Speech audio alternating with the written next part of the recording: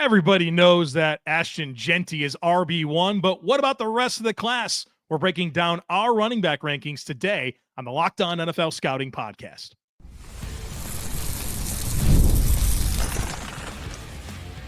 You are Locked On NFL Scouting with the Draft Dudes, your daily podcast for NFL and college football scouting. Part of the Locked On Podcast Network, your team every day. What's better than this? It's guys being dudes here on the Locked On NFL Scouting Podcast. We're the Draft Dudes. I'm Joe Marino from Locked On Bills. He's Kyle Crabbs from Locked On Dolphins. And we are your NFL experts here with you daily to talk team building across the league on the Locked On NFL Scouting Podcast with the Draft Dudes, part of the Locked On Podcast Network, your team every day. Want to issue a big thank you, shout out, and welcome to our everydayers. Those of you who never miss a single episode, we appreciate y'all being here very, very much. Today's episode is brought to you by FanDuel. Right now, new customers can get $250 in bonus bets when your first $5 bet wins. Joe, happy Tuesday, and congratulations to the Florida Gators. Chomp, chomp, baby. We teased it yesterday. Didn't watch a single. I don't know what the score was. I just saw the graphic. Florida won the Natty and said, there you go. There's my answer for our cold open here at the top. Yeah. I looked on ESPN.com to find out who won. In the middle of the night, I took a moment. I had a bathroom break. Yeah, use the restroom. So I was like, I better find out who won it. And I think the headline on ESPN was Houston fails to get final shot off and Florida wins. No, so it's dramatic? I guess. I don't know. I didn't watch it. 65-63. Yeah, you hate to see it for the Cougs. You know, maybe if they would have let Hakeem Olajuwon celebrate with the Final Four win, they could. I don't know. We'll see. The basketball karma would have been better. Maybe so. Well, that's enough basketball talk. We're going to get back to on track. How's that for a segue with running backs and running back tracks and how you run the football? It's not the most natural segue we've had, but we've had worse. Very deep running back class this year. So we're going to structure this conversation a little bit differently, where we're looking at the top, the rankings that we have for the position respectively, and then getting into a little bit of a different conversation of who are the backs that we think go in the first or second day. Who are the top 100 backs in this class, which is always an interesting kind of positional value exercise, really, because for years we've sat down, Joe, we've talked about like predictively what the top 100 is going to look like, and a big piece of that puzzle for us is there's talented running backs. Which ones of them are going to warrant top 100 selection? And then Joe's going to ask me some superlatives based off of the grades that I have for this year's class, as I did my trait-by-trait scoring to get to the 30 running backs that I graded for this year's class. Healthy amount, Kyle Crabbs. I only did 18, so.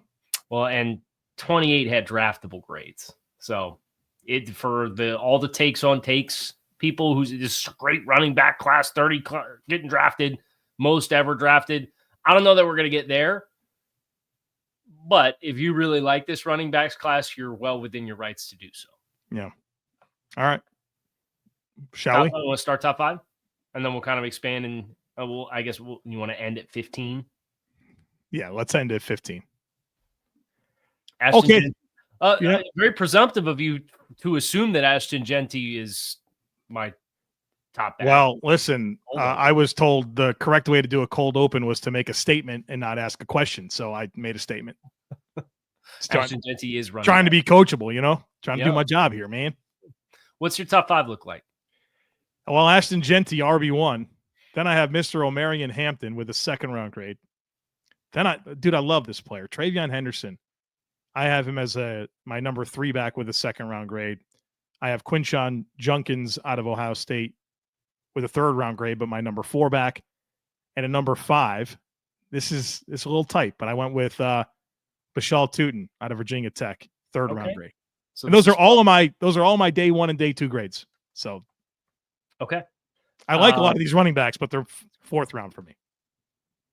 This is fun because we have had almost no talk about the running back class. And I know this is a group that you've had a little bit of particular interest in with the running back negotiation going on with your favorite football team, right? Like you're aware of this running back class and very in tune with the deeper options. So 4 out of 5 names that we have share the top 5. I have Ashton Jeanty at 1. I have TreVeyon Henderson at 2 when I did my final. Let's go. Brother. I don't hate it. I don't hate it at all. Let me finish the 5 and then we'll. No, I've heard enough. Thanks for being here, everybody. We'll catch you tomorrow. Quinshon Judkins I have as my 3, and then Omarion Hampton I have as my 4. Those 3 are all second round grades at the running back position. And then I have Caleb Johnson as my RB5. Let's go.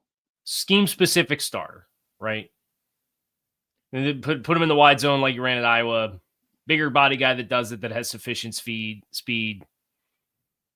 It's got really good vision, one cut runner. But TreVeyon Henderson, man, baller. Home run hitting speed, explosive playability, involved in the passing game, good vision, good contact balance, heavier than you think he is at 208. It's a healthy size. Doesn't fumble ever. Not really the case for a lot of these guys, Kyle Crabbs. Brother. Got some fumblers in this class. Yeah, there's some bad ones. Only 1 fumble in 660 career touches, none in the last 3 years. It came in his freshman season. Come on now. So Henderson, I think he's the most universal back. And I would probably include Jeanty in there because I think Henderson's better as a passing down skill set than what Ashton Jeanty is. Ashton Jeanty is a much more dominant runner. And I think Ashton Jeanty creates more yardage for himself when the construct of the play isn't there for you. But Henderson, you want to tell me you want to run gap seam, inside zone, outside zone, use him as a third down back, use him as a passing down back, use him as an early back. Like, I'm very little to no questions in all of those things. Really, it's just kind of a durability, like workload. What's the appropriate amount for him to be optimized as a player? Yeah, I loved Chip Kelly's run schemes. I thought they were very translatable, which is not really the case for a lot of these other backs, man. You watch this Tootin guy, you're watching Sampson at Tennessee, you're like, man, I don't think that's the way that people run the football in the NFL. But no real questions about the utilization at Ohio State. My favorite thing, oh God, so many things I love about Henderson, but one of my favorite things is how he can see beyond the first level. I think he presses really, really intelligently to not only like anticipate lanes, but how he can see through it and set up that next move, man. I think he's a really polished player. I mean, he's one of my notes is that like he's also not what he's not. You mentioned that he's not like a player that you would think is like he's not going to be a 75-80% of the snaps guy. I don't need him to be that, right? I'm not drafting TreVeyon Henderson to, pick up short yardage conversions. So you have to be mindful of that. But I think in a world where you're seeing like a guy like Jahmyr Gibbs, I don't think he's quite as dynamic as Jahmyr Gibbs, or like the role that James Cook is actually carved out in Buffalo minus the pass protection liabilities that Cook has. You're not allowed to put your hands on this guy. Well, the Bills aren't allowed to get him. Listen, I said on Locked On Bills today, I said if for some reason the Bills had to, made the choice now to move on from Cook, let the replacement be TreVeyon Henderson. Yeah. So, big fan. The comp I have is a faster and bigger Kyron Williams.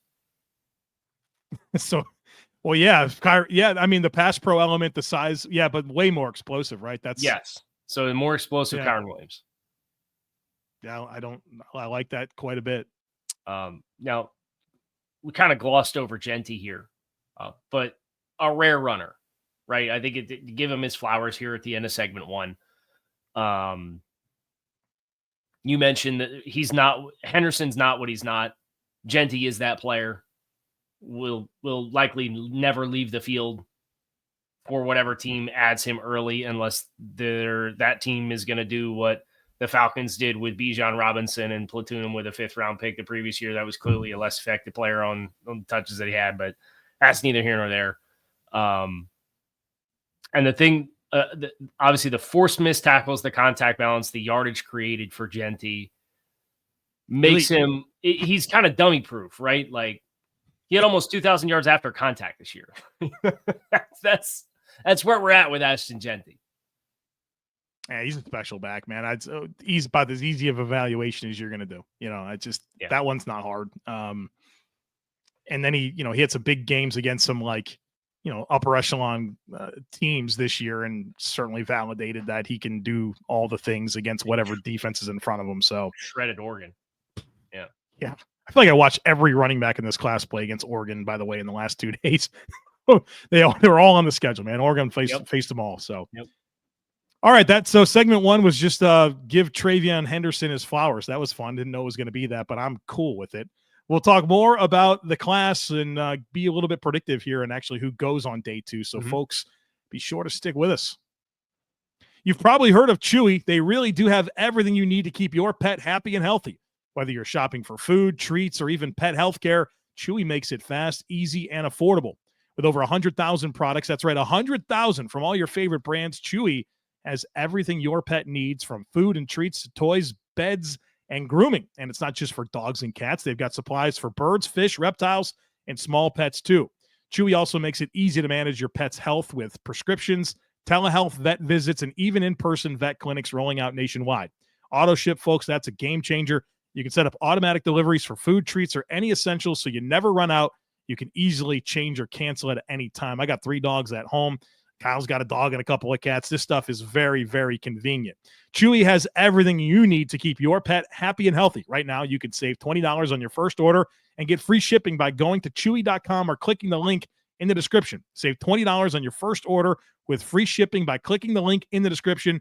Minimum purchase required. New customers only. Terms and conditions apply. See site for complete details. Very confident I put the lower third up. Crushed it on that one. Talk about coachability. After all over the place. You want to make sure I get. I'm glad you spent some time in the film room. You're looking at my gig line straight. Yeah, that's clutch. So we both like Quinshon Judkins. You had him RB4. I had him RB3. We both like Omarion Hampton. You had him RB2 and I had him RB4. And our difference was RB5 for you was Bashal Tutin, and RB5 for me was Caleb Johnson. Yeah. I think with Tutin, for me, there's a lot that I like. First of all, no star recruit, goes to NCA&T, gets himself to Virginia Tech, and then really explodes onto the scene. He's 5'9", 206, so there's some density to his frame. He's not huge, obviously, but he's also not just a little guy. And for a guy that runs, 4.32, to have the home run hitting ability with some density to his frame, I think really helps. Like, there is a somewhat of a physical element to the way that he plays. And I think he's obviously very creative in the open field. And I love how he can string together moves at top speed without really having to throttle down. Those subtle moves are really, really impactful.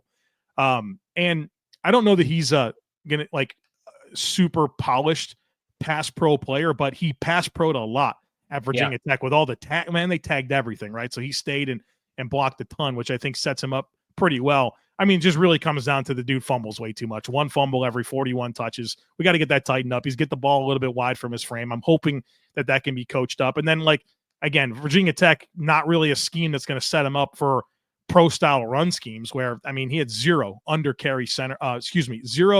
center carries in 2 seasons at Virginia Tech. So we need that. We need to develop the receiving profile a little bit more for this type of back. But I think it's the speed element that he provides, in addition to giving some physical elements for, that profile of a back.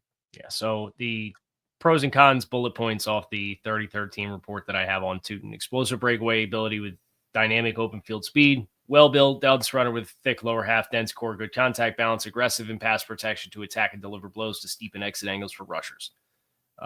Alarming second contact ball security with 8 fumbles the last 2 seasons. Receiving game profile is unimaginative and will require added growth as a weapon out of the backfield. And this one's a surprising number, Joe. Feast or famine runner who is inefficient with a 43% third down conversion carry rate the last 2 seasons for media. So home run hitting ability is through the roof. I don't want to peg him as just a wide zone guy, but if you're not putting him in a wide zone system, I do feel like you're doing him a disservice with the speed and his ability getting on the edges and creating stretch and what he did at Tech. And that was overwhelmingly how he was used. I think he had one of the the highest incidences of carries outside the tackle box of any of the backs in this year's class. And just as an added testament to that home run hitting ability, almost 55% of his yards this year came on runs that were classified as breakaway runs, as like chunk runs. So, right, and that's like 10 plus yard carries. So when he hits, he hits. He can go. Yep. All right. So you want to go 6 through 10 or 6 through 15 and just get the rest of your rankings out there. And then we can kind of get into the who's going to bump up from this very crowded early day 3 block of grades that I'm assuming each one of us have. Yeah. Okay. So I'm going to go 6 through 15. Yeah. 6, Damian Martinez out of Miami. I'm a fan. I'm in on him. 4th round grade.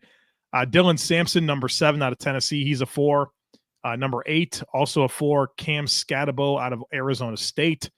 Number 9, also 4th round grade, Caleb Johnson out of Iowa. Number 10 is Devin Neal out of Kansas. Number 11 is Trevor Etienne out of Georgia. Now we get to my 5th round grades. Number 12 is Ollie Gordon from Oklahoma State. 13 is Jarquez Hunter out of Auburn.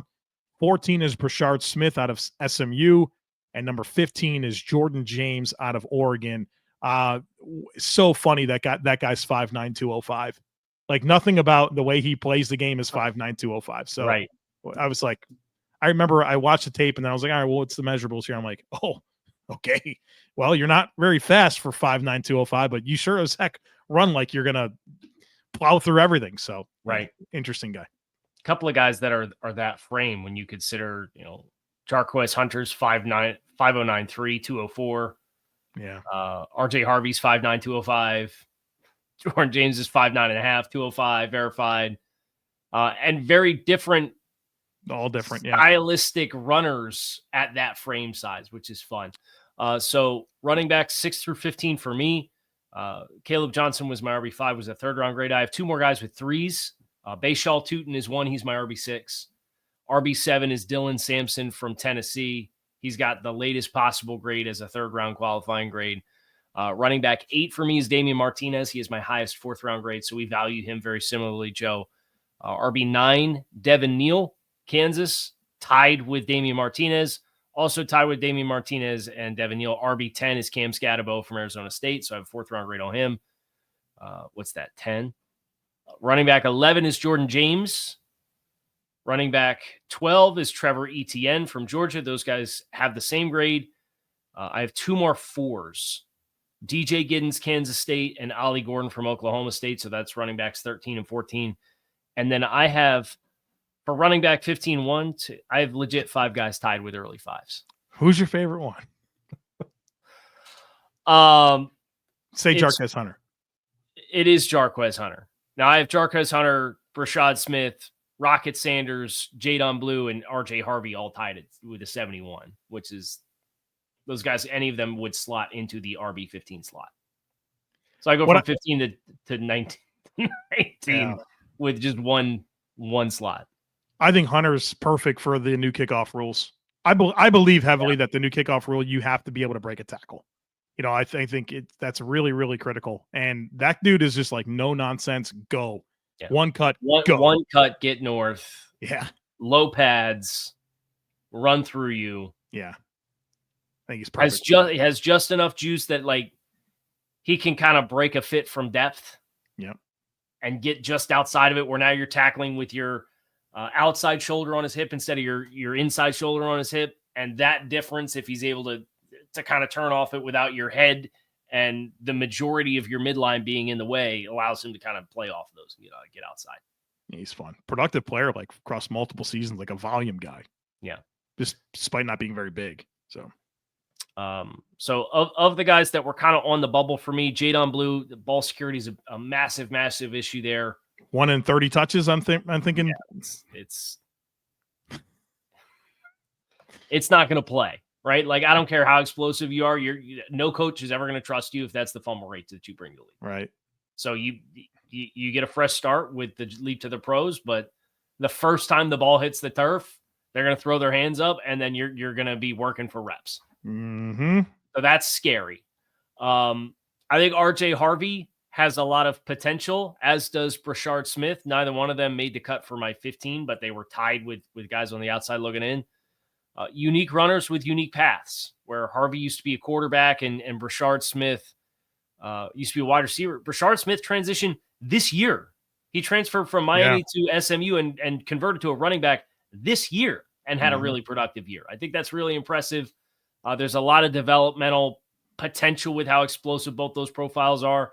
I know it's not very popular to not have RJ Harvey super high in your rankings because I got yelled at when the 33rd put out like my top 15 and he wasn't on the list. Like, where's RJ Harvey? Wouldn't be on mine either, so that's fine. Like I didn't see it. I see why people are excited about him. But in a really good class like this, like I can only bet on athletic potential so much before I'm like, I see a lot of guys that can execute and offer roles that are definitive roles. All right. On the other side of it, I want to ask you specifically about Dylan Sampson. He was probably the most challenging evaluation that I had, and then we'll do some superlative stuff. So folks, be sure to stick with us. The NBA playoffs are almost here, and FanDuel is giving new customers an incredible way to get in on the action. Right now, when you join FanDuel and place your first $5 bet, you'll get $250 in bonus bets if your bet wins. I love how FanDuel makes betting so easy, whether it's picking my favorite team or diving into player props from three-pointers to steals to assists. FanDuel has so many ways to bet on your favorite player props. Plus, after the game tips off, you can even combine live prop bets into a same-game parlay for a chance to win big. So don't miss out. Head to FanDuel.com and claim your $250 in bonus bets today.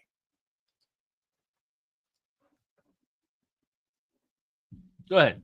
All right. I just would love to hear some of your thoughts on Dylan Sampson out of Tennessee. I feel like some of the valuations are wide ranging on him. Yep. And I particularly want to hear from you on this because he stepped into the Jalen Wright role. Mm-hmm. And I think that's another player in Jalen Wright where the valuations were pretty wide ranging. And then you've seen the application of him to the NFL. And I want to bring this up before I get out of the way. Tennessee's offense is just weird, man. And it's like what they want to do is they want to take the entire width of the field, right? To create as much space as possible. And then from there, laser in on an even smaller piece of space to like very isolate, I think, reads and opportunities. And I just get nervous about that run scheme and just how different it's going to be in the NFL where it's like, you know, there's condensed formations, but like it's extra players in the backfield when they want to, it's strange to me. He's obviously skilled and has home run ability, but like, how do you foil it all together? Yeah. And I think what you saw with Jalen Wright specifically, not to just assume that Dylan Sampson's going to have the exact same experience, but getting into a wide zone scheme that required you to kind of diagnose the perimeter. You know, you're supposed to get on your track and push to the perimeter, but then having like a wide enough field of vision to see, okay, that player on the edge doesn't have his outside arm free, so I can work that way. But everybody else has created the run out, and if I stick my foot in the ground and I shift if I just peek, I've got the cutback lane that's open, right? And that is kind of at its core where the Tennessee offense is. This is where I'm working.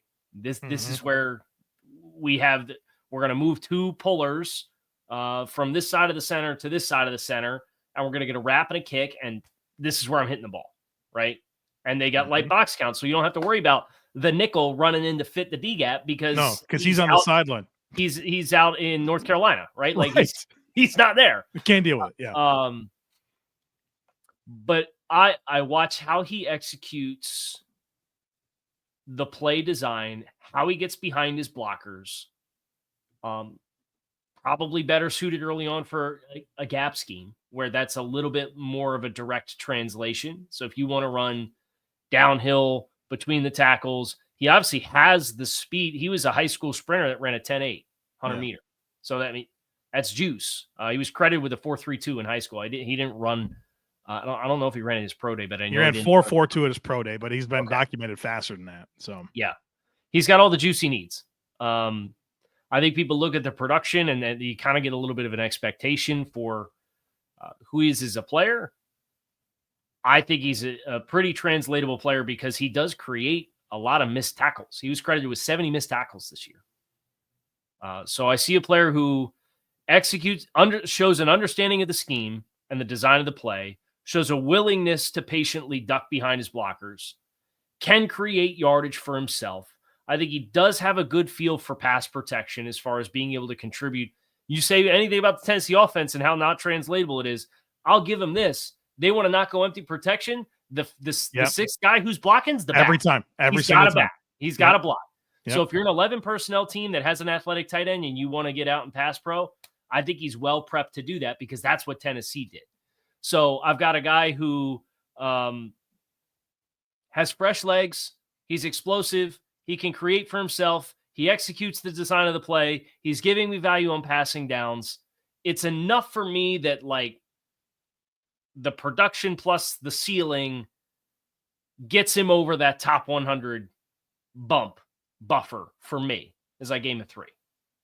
All right. I love that analysis. All right. I'm going to get real specific with some superlatives. So buckle up here. I'm going to give you some real like NFL game scenarios. So here it is. All right, Kyle Crabbs, it's the AFC Championship game. Okay. And you're going up against Steve Spagnuolo, and you're on offense. And you got to go on a 2-minute drill to go win the game and go to the Super Bowl.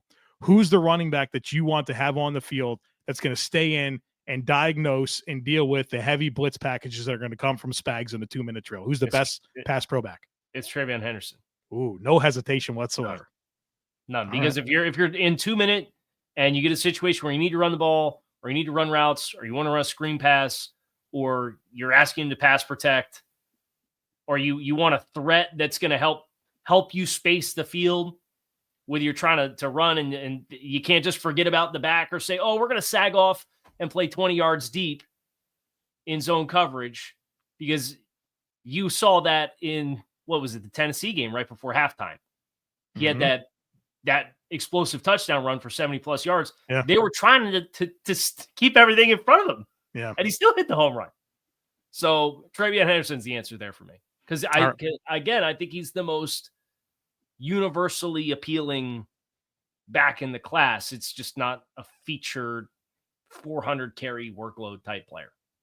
All right, it's the NFC Championship game, and you're the Minnesota Vikings, and you're going up against the Detroit Lions, big divisional matchup. DJ Reader, Aleem McNeil, Aiden Hutchinson, Jack Campbell, all those guys in that front seven, and you're going to hand the ball to a running back, and it's 4th and 1. You gotta have it. You gotta have a freaking yard, and you got this remade Minnesota Vikings interior offensive line. You're going to pound the rock here against that front. Who are you trusting to give the football to in that short yardage situation? It's probably either Damian Martinez or Cam Scatabo for me. I was wondering. Those are the names in my head too. I'm not going to lie to you.